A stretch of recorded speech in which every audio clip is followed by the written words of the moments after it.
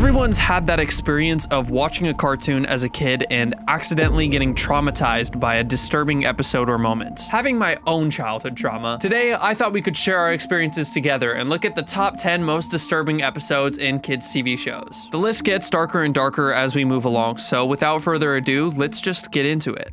Number 10, Rugrats, the case of the missing Rugrat. Rugrats ran for 9 seasons and 172 episodes during its original run, making it Nickelodeon's longest running series at the time. And with a catalog that big, it's no surprise that some episodes got strange. While shopping at the grocery store, Grandpa Lou takes Tommy in the back seat of what he believes to be a rich man's old car, reminiscing about his days as a private eye. But while seated, his shopping cart starts to roll towards another expensive car, and as he gets out to go grab it, he realizes the car with Tommy inside has disappeared. It turns out the supposedly rich man had nothing to do with it. The car actually belongs to a butler named Max, who works for 2 wealthy and equally creepy sisters. Max suggests calling the authorities, but the sisters refuse and decide Tommy was destined to become the heir to their family name, thus kidnapping him. I'm sure they'll send someone for the infant at once. Oh, no, Max, certainly not. This child came here for a reason. When Tommy tries to escape, they chase him down and drag him out from under the bed like a classic horror film. Mister, it's Bostwick! I found him!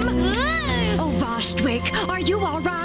I know that I'd be terrified to be tracked down by these 2 horrifying old ladies. Eventually, Grandpa Lou finds the mansion and demands Tommy back, only for the sisters to try to lie their way out until he proves he's really Tommy's grandfather. While the episode ultimately has a happy ending, the idea of 2 mentally unstable old ladies kidnapping a baby and trying to replace his identity is pretty disturbing for a kids show.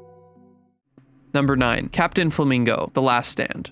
If you're at all familiar with my channel, you would know that this is my personal childhood trauma. In fact, I made an entire video just trying to track down this cartoon. Captain Flamingo was a somewhat obscure Canadian animated series on YTV. The main character, Milo Powell, is given sour candy from his mom after a grocery trip when he's summoned by his neighbor with the famous "Uh-oh, Flamingo" call. The little girl asks him to help with her pink lemonade business, which she started to fund her therapy, but Milo's cousin Wendell opens a competing lemonade stand and starts stealing her customers, with the genius marketing tactic of free massages for anyone who buys his lemonade. Milo decides to use his sour candy to make a new sour lemonade to win customers back, but Wendell steals the candy and dumps it into his own batch, and when he drinks it, Lemonade I ever tasted.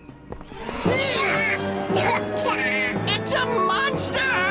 his face distorts into a monstrous puckered mess that leaves him physically unable to speak for the rest of the episode. And by the end, his face never reverts back to normal. Watching this as a child, my imagination ran wild. This scene terrified me. The image of his face grotesquely contorting was something I never forgot and kept me up at night. And I know that many others agree with me by this point that this episode is disturbing. Number 8. Digimon Tamers, His Kingdom for a Horse. Digimon Tamers was the third installment in the franchise. Compared to the earlier seasons, it was way more mature, diving into grief, trauma, and identity. And this episode is a perfect example of that shift. The episode opens with Jerry sitting beside Kalumon when she has a nightmare about the death of her mother. She stands before her mother's covered body while people whisper that she's running away. Are you running? Running away, Or to nothing? She turns down a dark hallway and comes face to face with a zombified version of herself, holding a living puppet, while ghostly figures of the hospital staff chant destiny while standing above her.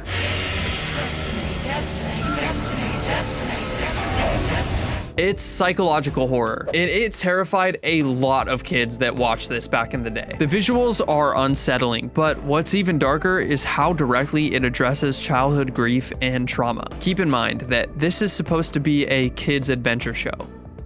Number 7. Looney Tunes. Pigs is Pigs. Piggy Hamhawk, not to be confused with Porky Pig, is glutton obsessed with food. During dinner, he prays for more food and ties everyone's spaghetti together so he can try to eat off their plates too. To be honest, he's pretty unlikable, but that's besides the point. Later that night, he dreams about wandering into a lab of a mad scientist. At first, Piggy looks uneasy, but that shortly disappears when he's shown a massive buffet. He sits down and suddenly he's strapped into a torture machine that force feeds him nonstop. The imagery here is pretty horrifying. He's stuck there for seemingly hours, being stuffed until he's grotesquely bloated, looking like he's ready for some kind of Thanksgiving feast, until, not before long, finally exploding. He wakes up from this nightmare and immediately goes back to eating right after. It's a surprisingly dark allegory for greed, but was wrapped up in this old cartoon for kids.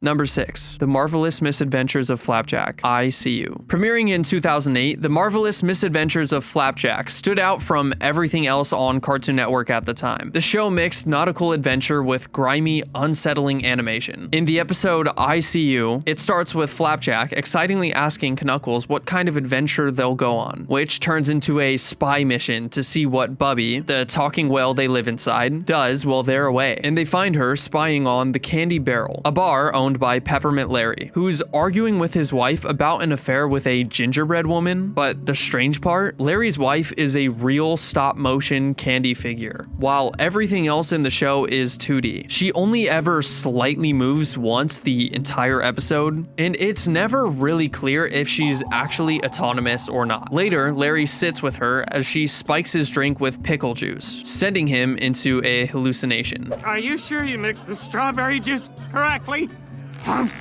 This is kind of strange. Larry also seems extremely concerned, asking about a candy-proof vest, essentially insinuating here that she would kill him with a candy gun. But to me, the mix of live-action textures, eerie silence, and implied sentience makes this one deeply unsettling, even by Flapjack standards.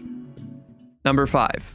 Salute Your Shorts, Zeke the Plumber. Salute Your Shorts was a Nickelodeon live-action sitcom that aired in 1991, set out of summer camp. And although it only lasted for one season, it's gained somewhat of a cult following online. The activity for the night is a scary story about the camp's history. One kid tells them about a guy from a long time ago named Zeke, who used to clean all of the toilets around camp. One day, while outside digging a hole, he hit a gas pipe and couldn't smell the gas. He makes the mistake of lighting a match, which explodes him. And the kids say that all they ever found of him was a part of his upper lip and a toilet plunger. Apparently, this plunger is cursed and everyone who touches it will be haunted by him in their dreams. And in the middle of the night, a kid named Michael wakes up and spots Zeke the Plumber by the toilet, wearing this strange mask that covers his face as he stands there in the dark.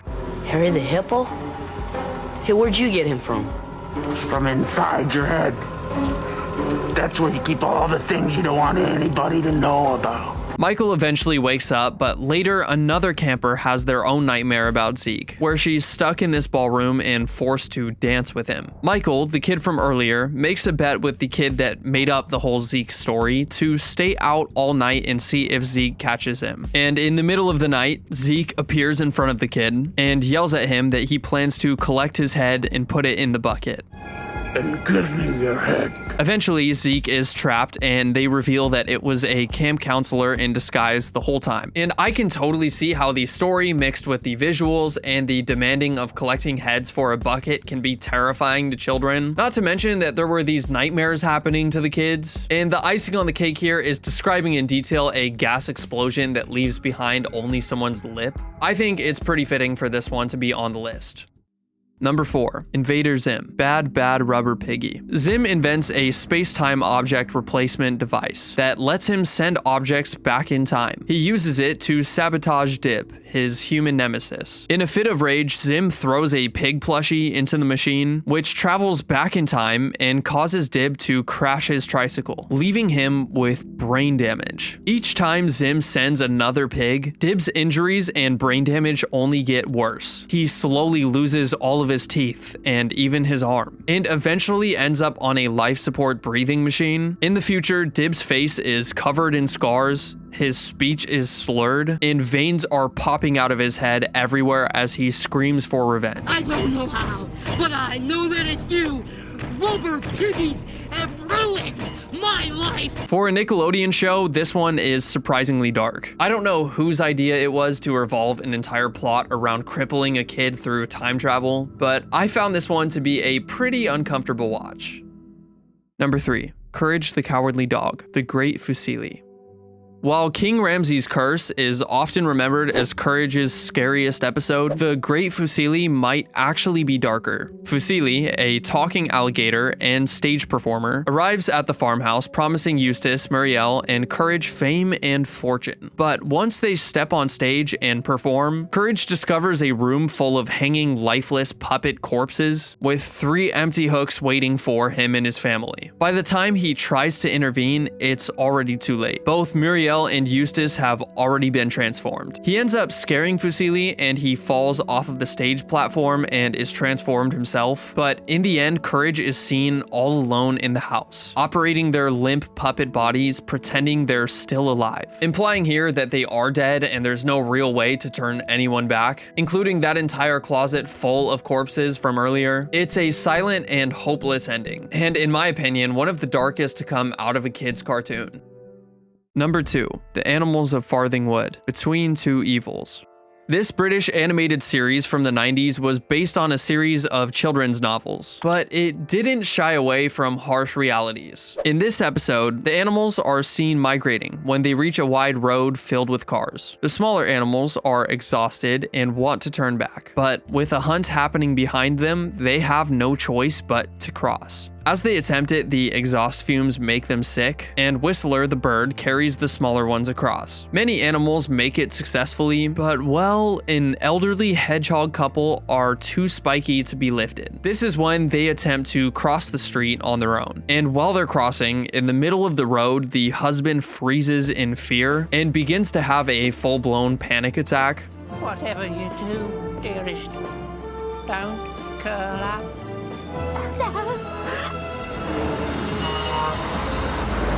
You can literally see the anxiety come in his eyes as they run blank, and when his wife turns back to try to help him, they're both hit by a truck and killed instantly. This one is especially tragic, as I feel like it's not really often that anxiety is even depicted in children's TV, but then the fact that they show the anxiety attack caused 2 animals to pass away, I'd say that it's nothing short of disturbing. Number 1. SpongeBob SquarePants, Hiccup Plague. Released worldwide in 2020, this episode was actually banned in the United States for nearly a year due to its content. It starts with 2 kids creating the quote worst case of hiccups in history inside a bubble and sending it to SpongeBob as a prank. He then spreads the hiccups like a virus across Bikini Bottom to Mr. Krabs, who gives it to Mrs. Puff, and then even a group of jellyfish. But when Bubble Bass catches it, he hiccups so hard that his body turns completely inside out.